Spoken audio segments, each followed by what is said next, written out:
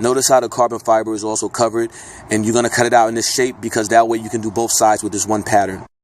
Use the razor to unstitch the whole shoe, even the back part, because the fabric is going to tuck under there.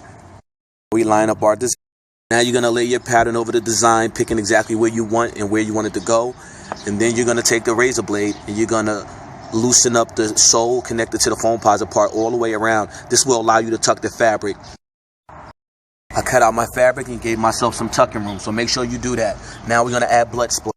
So I'm going to dip my brush and I'm going to blow it. See, and I get that. Don't worry about getting on the foam posit because you're going to cover it anyway. So we got the blood splatter on there, looking good. And now we're going to glue the fabric. You glue the fabric only really lightly because you don't want to damage that clear pattern that's on it. That's why you can only use shoe glue for this. And then you're going to glue this. We let both sides. Right, so I laid the fabric on top, and now I'm just going to use my fingers and push in to get those grooves. See that? I'm just using my fingers. It's better to use two hands, but I got one hand for this camera. But you just push it in. This is where you should be at once you finish pressing it on. Now you use your razor to trim around the edges, especially around the carbon fiber, so you can tuck all of this in with a butter knife. Here we go. You see that tuck? You just push it right in. It's a lot easier with two hands, but yeah, you see. So step 7, I did the same thing again. I glued the fabric and I glued the shoe, and now I'm waiting for it to dry and I'm going to apply it.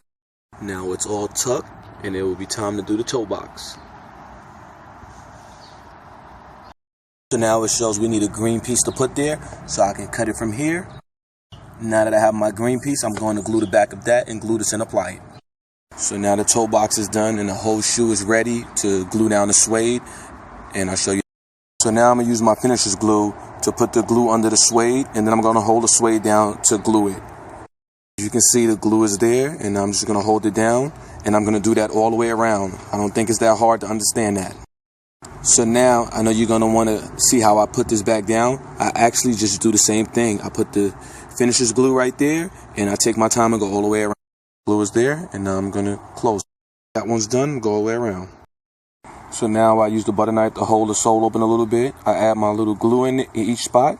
I move the butter knife, and then I hold it down. And I press it, and the glue is now sticking that to that. And you're going to do that all the way around the shoe. Super easy. So now I'm going to use the glue eraser to erase the shoe glue off of the carbon fiber, because I'm going to sole dye this black. So the carbon fiber is now dyed black on both sides. The shoe is all glued down and ready to get stitched. Here we go. Now I use this Singer 29K, which is a cobbler machine, to stitch the shoe down. That's why I glued it so it doesn't move. If you don't have this machine, you just take it to your local shoe repairman, and he'll charge you maybe $10 to do that. So as you can see, it's a little bit more, it looks more realistic, you know what I'm saying? So it was fun doing this tutorial, but I'm out for the day.